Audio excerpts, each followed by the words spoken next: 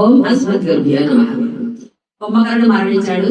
ఇక రాక్షసులందరూ కూడా రావణాసుడి దగ్గరికి వెళ్ళి చెప్పారు, ఇలా కుంభకర్ణుడు మరణించాడు, ఉన్నంత వరకు కాసేపు కూడా వాళ్ళ గడగలు అడిచేశాడు, వానరుని చాలా మందిని హింస చేశాడు, చివరికి రాముడు వచ్చి చేతులు నరికేసి కాళ్ళు నరికేసి తలకాయ కూడా తీసేశాడు, ఇక చనిపోయాడు కుంభకర్ణుడు చెప్పడంతోనే ఆ మాట వినడంతో రావణాసుడు సింహాసనం నుంచి పడిపోయాడు కింద కళ్ళు.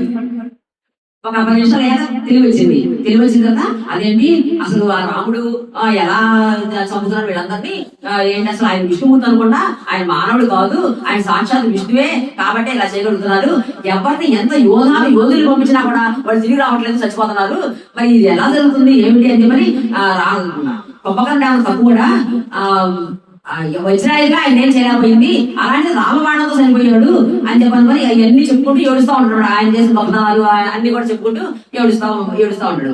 అప్పుడు ఆయన కొడుకులు వచ్చారు, వేరే కొడుకులు ఉంటారు కదా రావణాసుడికి, కొడుకులు వచ్చి నాన్న మీరు ఇట్లా ఆడవద్దు, మీరు సామాన్యులు కాదు, దేవతలనే ఓడించిన వాళ్ళు మీరు, దేవతలను ఓడించడానికి కావాల్సిన ఆయుధాలన్నీ మీ దగ్గర ఉన్నాయి, అలాంటి మానవుడైనటువంటి రాముడు లక్ష్మణులు అంతా మీరు ఆడవద్దు, మేమంతా ఇప్పుడు యుద్ధం చేయడానికి మేము వెళ్ళి యుద్ధం చేస్తాము అని చెప్పనుకొని అని చెప్పి వాళ్ళ నాన్నతోటి 4 కొడుకులు, రావణాసుడి కొడుకులు 4, తమ్ముళ్ళు 2, 6 బయలుదేరి 6 బయలుదేరి భీకరంగా యుద్ధం చేస్తా ఉంటారు. వాళ్ళని ఒక్కొక్కడు అందరూ చంపేస్తారు, మొత్తం 5 చనిపోయారు. ఇక ఇంకొక ఆయన మిగిలాడు, మహాకాయుడు ఆయన పేరు. ఆ మహాకాయుడికి ఎన్నో వరాలు ఉన్నాయి, ఆయనకి ఎంతో శక్తి ఉంది, ఎన్నో ఆయుధాలు ఉన్నాయి. ఇక అతను వీళ్ళని యుద్ధం చేసుకుంటూ రావణుడి దగ్గరికి వెళ్ళిపోయాడు, వాళ్ళని పడేస్తే మొత్తం ఉద్యమం ఉండదని చెప్పని రామలక్ష్మణుడి దగ్గరికి వెళ్తాడు. వెళ్తప్పుడు రాముడు చూసి ఈయన పరాక్రమాన్ని, మహాకాయుడి పరిక్రమాన్ని చూసి రాముడు ఎవరు ఈయన అని విభీషణుడు అడుగుతాడు.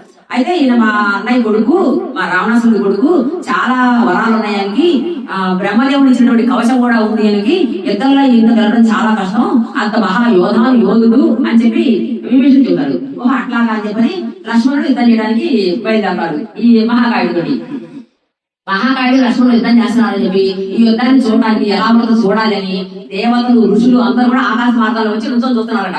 అంత మంచి యోధులు ఇద్దరు వాళ్ళ యుద్ధం చూడడానికి చూస్తున్నారట అందరూ. సరే ఇద్దరు యుద్ధం చేస్తా ఉన్నారు, ఎన్ని బాణాలు వేసినా కూడా లక్ష్మణుడు ఇది కావట్లేదు.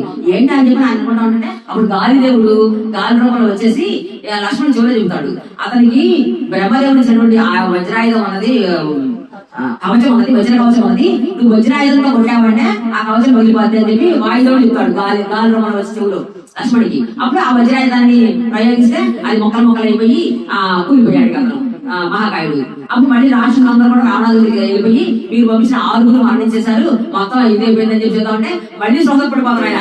ఏమిటి ఎంతమంది పంపించినా కూడా ఒకటి తిరిగి రావట్లేదు, ఏం చేయాలి ఇప్పుడు ఏంటని దుఃఖిస్తా ఉంటాడు రావణాసుడు. జయ శ్రీమాన్.